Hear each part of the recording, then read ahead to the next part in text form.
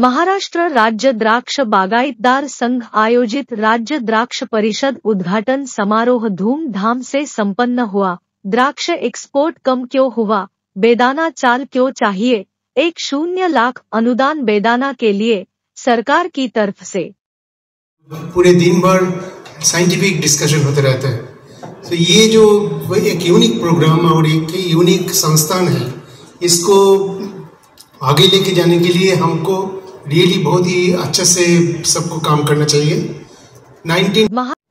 आज मी द्राक्ष बागायतदार संघाचा अध्यक्ष या नात्याने थोडंसं प्रास्ताविक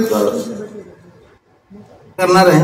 महाराष्ट्रात 4.5 लाख एकरावर द्राक्षाची लागवड झालेली असून दिवसेंदिवस यात वाढ होत चालली आहे। आज मितीला 28 डेपो आपले द्राक्ष बागायतदार संघाचे महाराष्ट्रात कार्यरत आहेत आणि 33,000च्या पुढे आपले सभासद आहेत।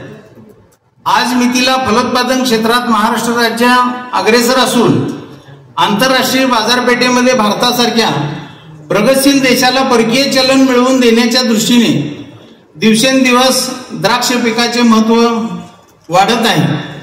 द्राक्ष पिकाच्या उन्नतीसाठी महाराष्ट्र राज्य द्राक्ष बागायतदार संघाने केलेल्या कार्यामुळेच हे शक्य झाले असे आहे आम्हाला असं वाटतं।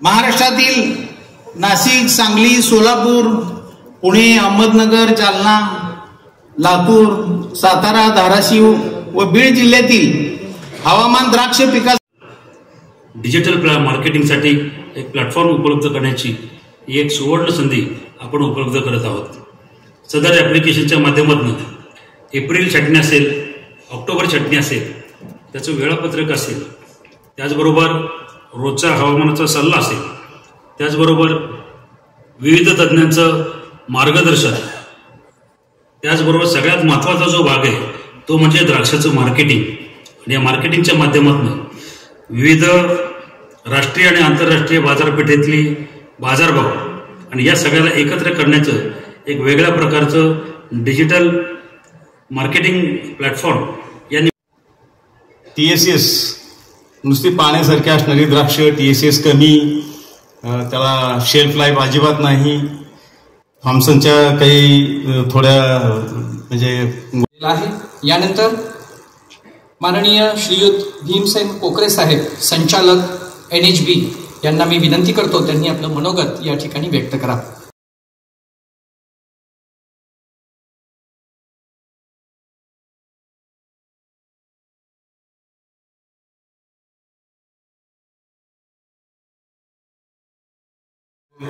वो ठीक है, जो करता है ना, जो हार्ड वर्क करता है उधर पैसा जाता है, वो प्रॉब्लम नहीं है।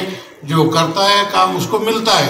वो वही MRDPS के साथ हम कर्नाटक द्राक्ष बागायतदार संघ 30 साल से साथ में हम पीछे चल रहे हैं। सोडवले जातील, वेगवेगळ्या पातळीवर त्याचा पाठपुरावा करणे, अगदी त्यावेळेस देशाचे कृषी मंत्री महोदय पवार साहेब असताना त्यांच्यापर्यंत पोहोचून अनेक प्रश्न त्यांनी मार्गी लावलेले आहेत।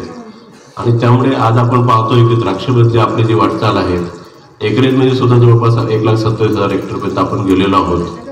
आणि आपलं जे काही निर्यात आहे, मी 2002-03 पासून या द्राक्ष पिकाशी जोडलेला आहोत। नाशिकपासून पवार साहेबांच्या व्यतिरिक्त हा मान सन्मान कोणालाच भेटत नव्हता, तो आज आपल्याला मोते साहेब तुम्हाला भेटला होती आणि ती मंजूर झालेली। आणि त्याच्यामध्ये संघाने पाठपुरावा करून 10 लाखापर्यंत, म्हणजे मशिनरीला 4 लाख ना साहेब, मशिनरीसाठी 4 लाख, म्हणजे बेदाणे ग्रेडिंग मशीन असेल, गाय असेल त्याच्यासाठी 4 लाख आणि शेडसाठी म्हणजे मशिनरीसाठी 6, मशिनरी ज्या काही घ्यायच्या असेल बेदाणा चाळ करताना त्याच्यासाठी 6 लाख रुपये अनुदान आणि बेदाणा चाळ करताना त्याच्यासाठी जे अनुदान आहे ते 4 लाख रुपये असं